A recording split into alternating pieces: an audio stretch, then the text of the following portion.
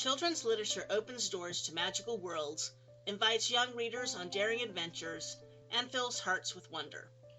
Through the power of stories, kids discover friendship, bravery, and kindness, all while sparking a lifelong love of reading. It's more than just tales. It's a journey of imagination, learning, and endless possibility. The objectives for this video lesson are to examine fiction genres of fantasy, science fiction, contemporary realistic fiction, and historical fiction, and to introduce historical fiction books written by Indiana authors. The types of fiction we will discuss are the types of fantasy, traditional fantasy, and modern fantasy, and the types of realism, historical fiction, and contemporary realistic fiction. We will start with traditional fantasy. Traditional fantasy has its beginnings around hearthside and campfire. It is literature that originated orally and has no identifiable author. These original tales can be likened unto ghost stories told around a campfire. Here are the general characteristics of traditional fantasy. Characterization. Characters symbolic of good and evil. Plot. Simple and direct, where success is obtained against overwhelming odds. Theme. Usually goodness and kindness is rewarded. Setting. Quickly established and always in the distant past. Repeated elements. Things occurring in threes. Sometimes a certain phrase is repeated throughout the story. There are 6 types of traditional fantasy. Folktales are stories of the people. They can be further divided into 7 subcategories. Cumulative tales, like the story "There Was an Old Lady Who Swallowed a Fly," are added upon as the retelling unfolds. The song "The 12 Days of Christmas" is another example of a cumulative song. Picori tales are stories that answer questions or give explanations for the way things are, particularly in nature. An example is the book "Why Mosquitoes Buzz in People's Ears," as retold by Verna Addermia. Beast tales, such as "The Three Little Pigs," are stories with animals as principal players. Trickster tales feature a wily character who outsmarts everyone, such as Brer Rabbit. Noodlehead, numbskull, or fool tales center on activities of characters who are foolish. Realistic tales are stories that are based on a fact or a real person. One example is Dick Whittington's Cat. Fairy tales are stories that include magic. Examples are Snow White, Cinderella, Sleeping Beauty, Beauty and the Beast, and Aladdin and His Wonderful Lamp. The 5 other types of traditional fantasy are shown here. Tall tales are stories where exaggeration is the major stylistic element. Examples are Paul Bunyan, Johnny Appleseed, Pecos Bill, and John Henry. Fables are brief stories meant to teach a lesson. Classic examples are Aesop's Fables. Myths recount creation and explain the world. Epics and legends are lengthy stories that focus on a particular hero. Religious stories are stories derived from religious writings. As enjoyable as most traditional fantasy stories are, they can be controversial. Many times these stories contain violence, racism, sexism, and create fear. The authenticity of the stories are also brought into question. Both Cinderella, the bloodiest of the fairy tales, and The Three Little Pigs are examples of stories that contain these controversial issues. I'm not talking about the Disney movie version or the newer retellings, but rather the original story as retold by the Brothers Grimm. In the original version of Cinderella, both stepsisters mutilate themselves to be able to fit the shoe, a trimmed heel for one and the other cut off her toes. Later, as punishment for their treachery, birds pecked out their eyes. In The Three Little Pigs, the first 2 pigs are eaten by the wolf. At the end, the wolf falls into third pig's cooking pot, is cooked and eaten. However, these acts are not sensationalized. They're just stated as simple fact and consequences of evil or bad behavior. Many worry these original versions will frighten children, but dangerous story elements are generally far removed in both time and place from the lives of children. These things happened once upon a time in a land far away. Besides, these tales offer hope, that no matter how bad it seems, the good guy will win and evil will be destroyed. Racism is apparent in the good guys and girls are white. Sexism is that the women have to be rescued by the man. Modern fantasy stories have elements counter to natural and physical laws of the known world. The authors of these stories are known and many are still alive. These stories did not start as oral tradition. The elements of modern fantasy are the fact that they are rooted in reality, have internal consistency, the characters are well developed, and it examines a universal truth. Modern fantasy has some element of magic, although some stories have more than others. There are 6 basic motifs in modern fantasy. If the story contains all 6 elements, it is an example of either a classic fairy tale or a modern high fantasy. The motifs in no particular order are magic, other worlds, good versus evil, heroism and hero's quest, special character types, and fantastic objects. The Percy Jackson series is an example of a modern fantasy.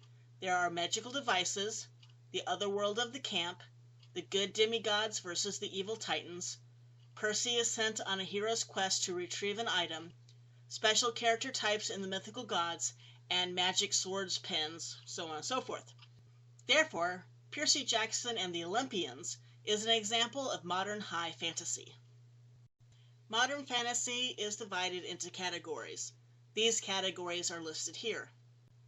One subcategory of modern fantasy that is its own genre is science fiction. Science fiction uses scientific facts to suggest real hypotheses about humankind's future. In a science fiction book, the fairy godmother would use a molecular rearranger, not magic, to change a pumpkin into a coach. 2 types of science fiction is science fantasy, where the plot often mixes with magical occurrences, and futuristic fiction, which mixes scientific facts and possibilities. The next genre we are discussing today is contemporary realistic fiction. It is the most popular genre. Examples of contemporary realistic fiction are Dear Mr. Henshaw, The Incredible Journey, Where the Red Fern Grows, which also borders historical fiction, Because of Winn-Dixie, the Babysitter's Club series, My Side of the Mountain, and from the Mixed Up Files of Mrs. Basil E. Frankweiler. Contemporary realistic fiction tells a story that never happened, but could have. They give children stories that relate to their own life, someone just like them. However, contemporary realistic fiction can give readers an idea about the lives of someone different. Although a picture book, See the Ocean by Estelle Condra tells the story of a little girl and her family that differs in one aspect from the majority of those reading the book. I also personally love the illustrations.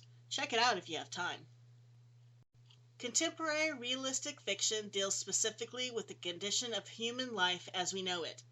The stories deal with unusual problems or situations foreign to the reader's experiences.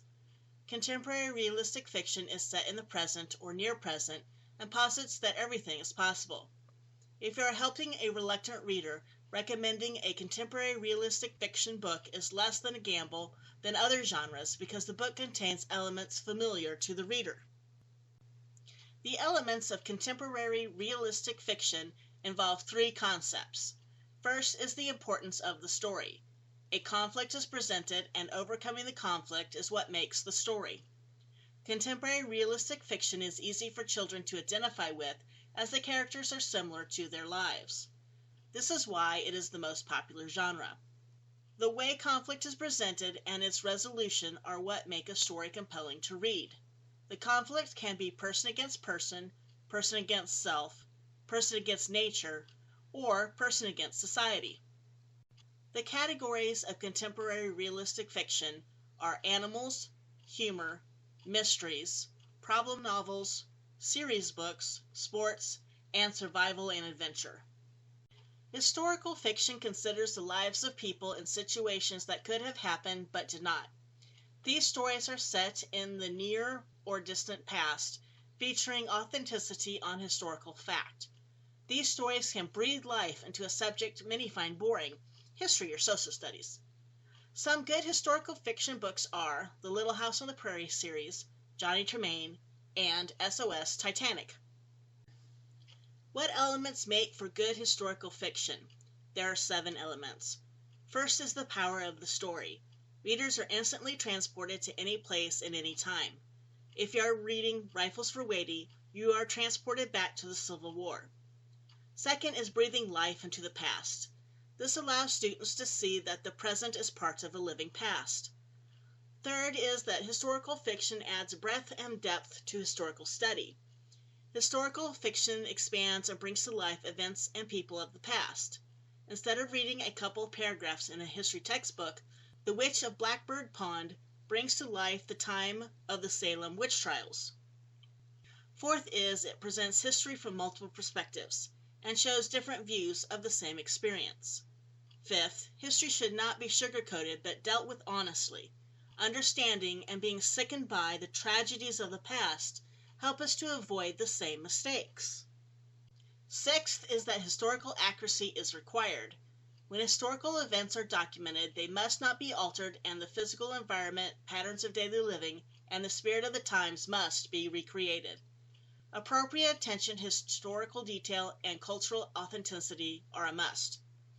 Seventh is history must be revealed through the eyes of a young protagonist.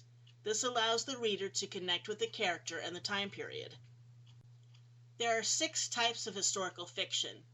One type is those whose storyline occurs before the author's life. The author must do extensive research to meet the accuracy element.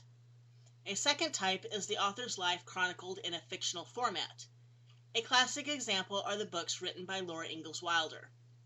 Another type is when the protagonist travels back in history. An example of this is Volcano Disaster. Yet another type is a story based on accurate historical accounts. Many times this book started as contemporary realistic fiction, but with the passage of time became historical fiction. Snow Treasure is just such a book. Finally, there are what-if stories, where the author speculates what would have happened if some historical event had different results. As Winston Churchill once said, "The further back you can look, the further forward you can see." There is a limited collection of Indiana authors for young children. Shown here are some well-known Indiana authors and one of their works. At the bottom of the screen is a link for more Indiana authors. Ideas to ponder. How may you be sure that your taste will not influence students' attitudes towards various genres? How will you organize and manage your classroom library? If you are not studying to be a teacher, how will you organize and manage your home library?